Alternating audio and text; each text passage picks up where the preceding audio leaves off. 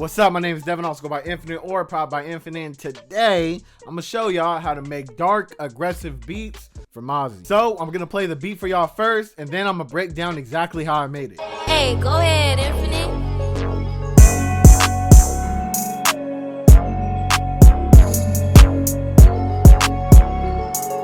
So the first thing I did was start off with the melody. And to start off with the melody, I used Analog Lab 5. Now, although I did use Analog Lab 5, I actually didn't use one of the factory presets. I actually went into West Coast Magic 2, which is a bank that I made, which is actually available on gatekeepsounds.com. And I went over to the free hymn preset, which is a bell that I made, and I laid down this little pattern right here.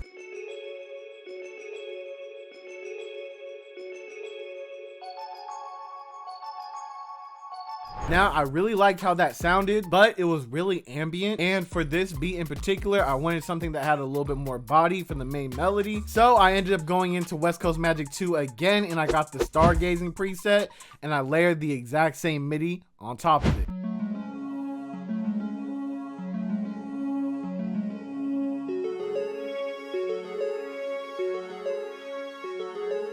Now, one of the reasons why I really like using my own bank so much is because it adds a different texture and a different sound to normal beats that we usually make. Just for instance, with this right here, I easily could have just took this and put it over into a piano.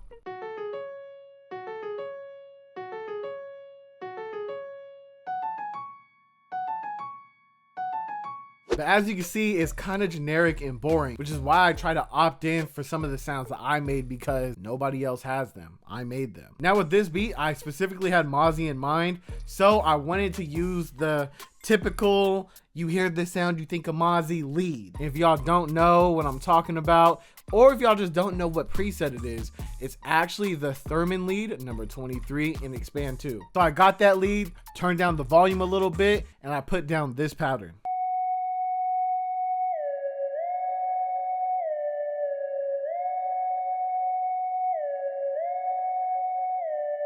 Then after that, I went into SRX Orchestra, got the tubular bell preset, and then I just put one note on the key of the scale that we're working in.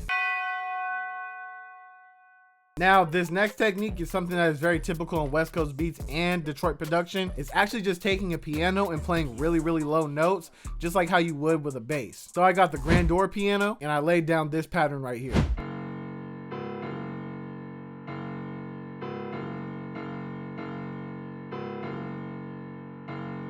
Now, whenever you are using a piano like this at such low note, it tends to have a lot of low end in it. So always make sure you're going and getting an EQ and cutting out that low end so it doesn't clash with your bass or 808. Now, speaking of bass, I don't even know if I want to tell y'all this preset, bro. I don't even know if I want to tell y'all this preset because I started using this bass and I haven't really heard anyone else use it. I could just be oblivious and not know anything, but I don't know, I don't really hear people use this specific preset right here, bruh. And I'm just like, should I tell y'all? Should I not tell y'all? But I mean, like, it's me though, you feel me? I've spent the past couple years just sharing stuff with y'all all the time, so I think it's only right, you feel me? This is one of my favorite new bass presets, one that I didn't make up, you feel me? Oh my god, what is it called? Oh, the rectangular bass and Anna 2. When's the last time you heard someone use Anna 2, bruh? And it specifically really gets that like West Coast Mozzy kind of sound.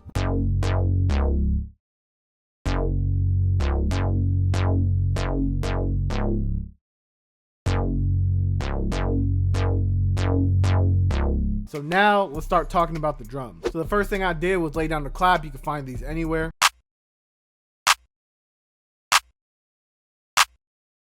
Then I moved on to a hi-hat pattern.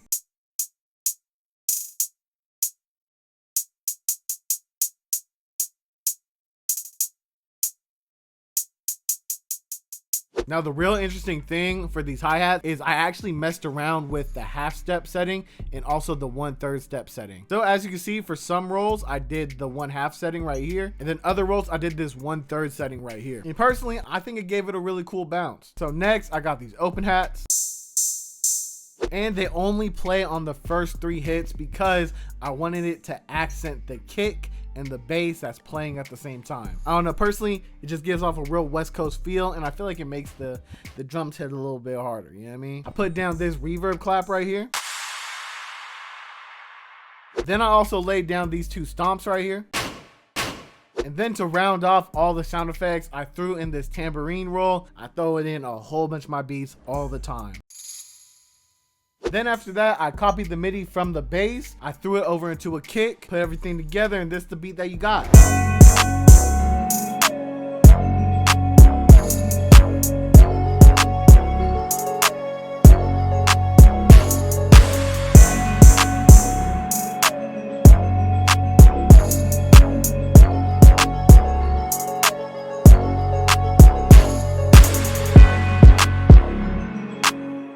Alright, and with that being said, if you like the video, hit the like. If you want to comment, throw a comment. If you want to sub, hit the sub. And once again, make sure to check out gatekeepsounds.com. It is a website and a brand that I created myself. And now that I'm doing music full time, it means the world to me when y'all go on there and y'all get the kids, y'all get the bangs, y'all get the everything on there. You feel me? So thank you, and thank you in advance. Peace.